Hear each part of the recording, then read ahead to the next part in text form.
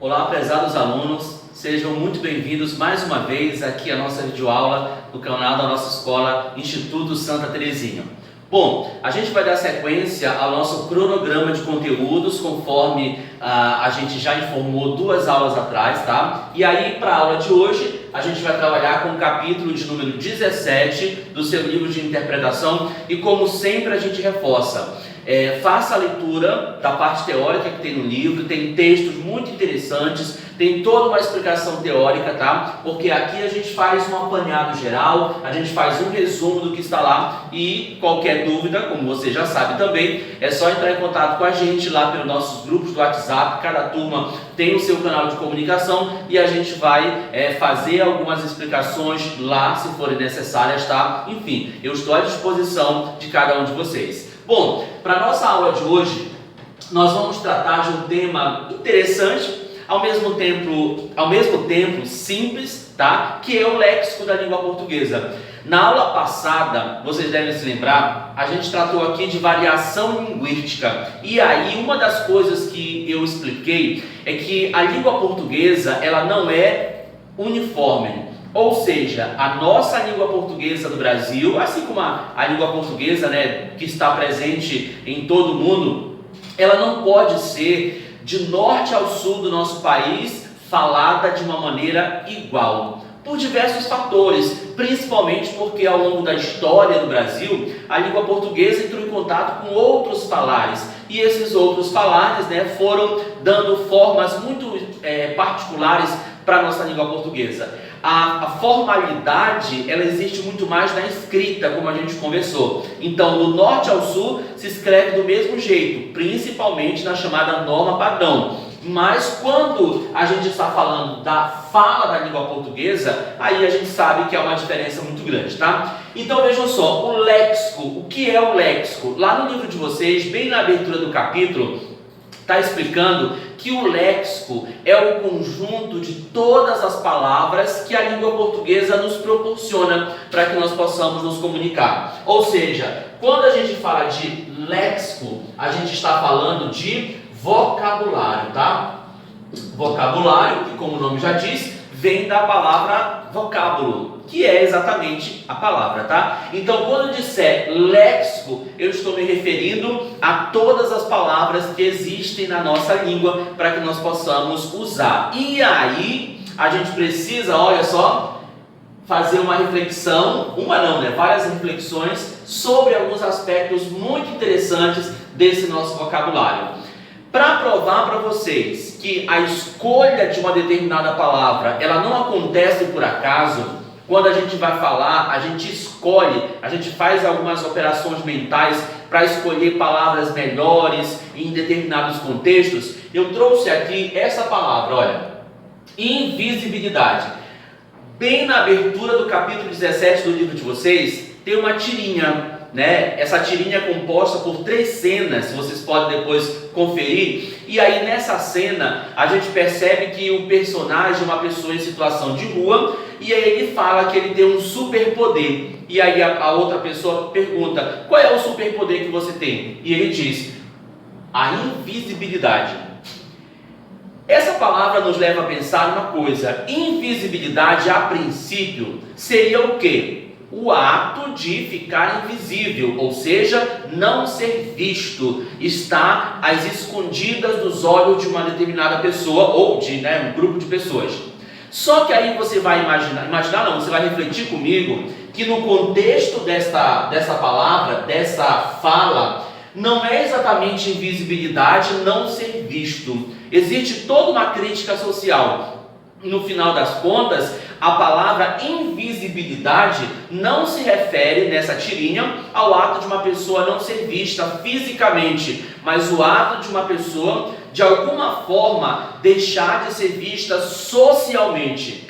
A gente pode dizer o quê? Que nessa tirinha, nesse contexto de fala, a expressão invisibilidade se refere ao fenômeno, infelizmente, da exclusão social. Então vejam que interessante. Essa palavra, portanto, gente, nos leva a pensar que muitas vezes, na hora de escolher a palavra, na hora de escolher qual palavra, qual expressão é melhor, a gente precisa, olha só, levar em consideração o contexto de fala, ou seja, a circunstância em que aquela palavra ou aquela frase, vai ser proferida. Então é muito interessante que nós, enquanto falantes da língua portuguesa, que nós reflitamos sobre esse processo. Todos nós que falamos, na escrita também, todos nós que vamos falar ou escrever, muitas vezes a gente não percebe isso, porque é uma operação quase automática, natural. A gente escolhe o tempo todo as palavras que vão se adequar melhor. Na fala, ainda tem uma coisa interessante. A gente escolhe uma palavra, fala, e às vezes, por alguma razão, não soou bem, a gente corrige e coloca outra no lugar. E para isso a gente usa a expressão do tipo, aliás, bom, gente, enfim, a gente conserta o tempo todo, muitas vezes, a nossa fala. Na escrita, esse processo ele já não acontece com tanta rapidez. A gente escreve e o texto já foi. Se a gente não conseguiu corrigir ali enquanto a gente estava, como a gente fala, passando a limpo, e o texto já foi, tá? Então é interessante a gente pensar dessa forma. O léxico, que é o vocabulário, ele precisa ser escolhido levando em conta, vamos lembrar mais uma vez, o contexto de fala, tá? Ou seja, a circunstância. Não se escolhe certas palavras por acaso. Outra reflexão interessante é essa aqui, olha. Quando a gente está falando de criação lexical, a gente está falando de um fenômeno que diz respeito ao ato de criar certas palavras e criar certas expressões. E essas expressões, elas só vão ser compreendidas por nós que falamos aquela língua, principalmente se nós formos falantes nativos, ou seja, se nós nascemos naquela região que fala aquela determinada língua, tá? Muitas vezes a pessoa pode aprender um outro idioma e ela pode não compreender com muita totalidade certas expressões típicas daquela região, porque é preciso conhecer um pouco da cultura, é preciso conhecer um pouco da história daquela língua. Vejam só, a criação lexical ela pode se dar de duas formas, tá?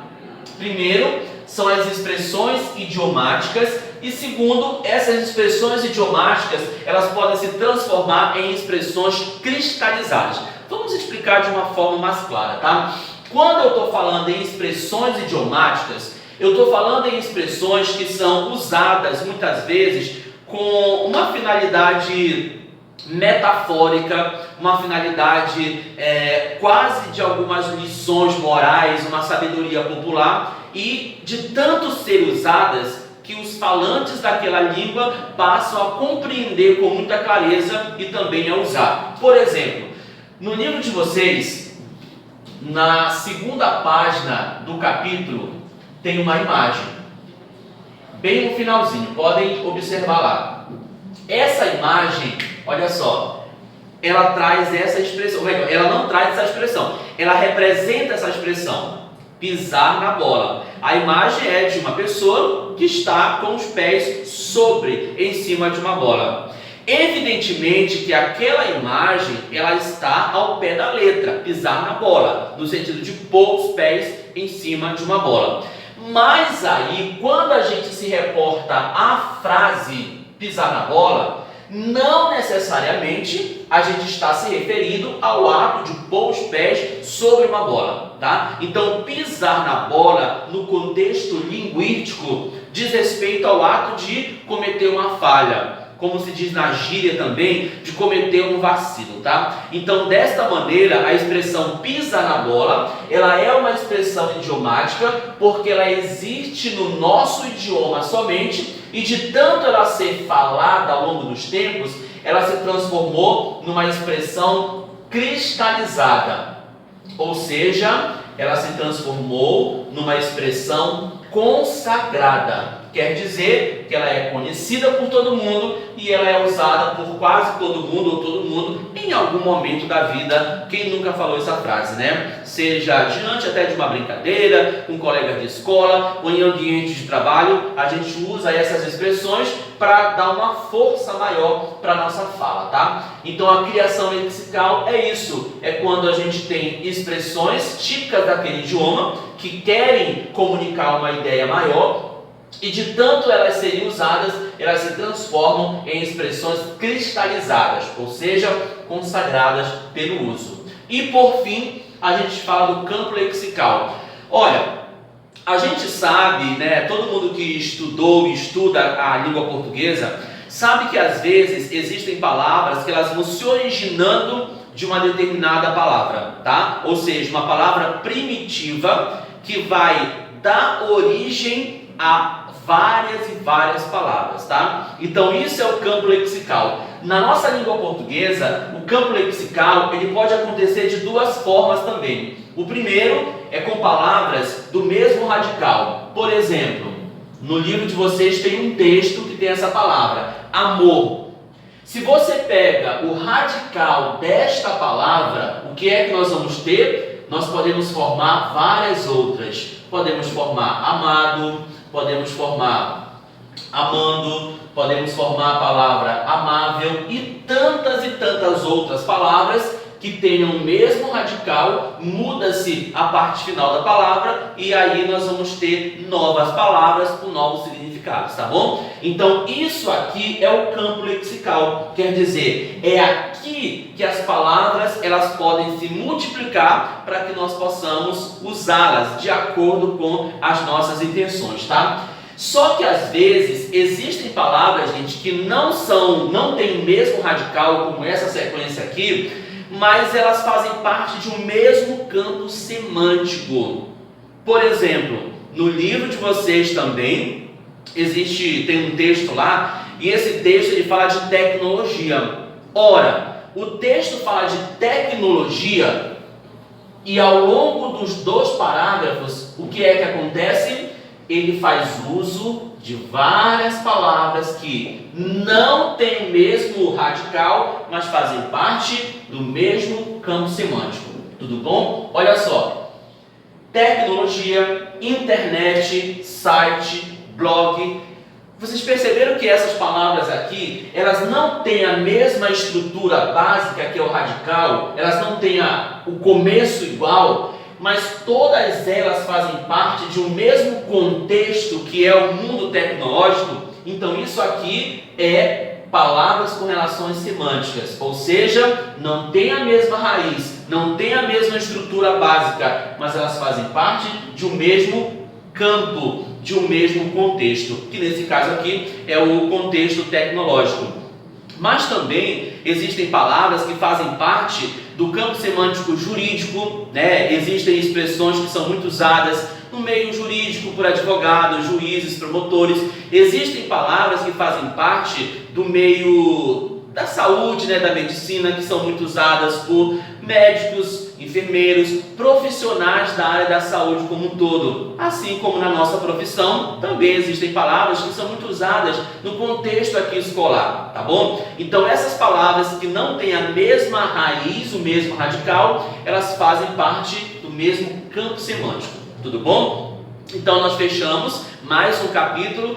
Eu volto a dizer para vocês que é interessante que a gente reflita dessa forma, porque quando a gente for fazer nossa atividade de leitura e interpretação textual, a gente vai precisar recuperar todos esses conceitos, né, ou grande parte deles, para que nós possamos fazer uma atividade com muito mais eficácia. Lembrando sempre a vocês que estaremos à disposição para quaisquer esclarecimentos acerca do conteúdo abordado aqui. Muito obrigado pela atenção. Aqui o professor Alan Farias, mais uma aula de interpretação textual para a primeira série do ensino médio. Até a próxima!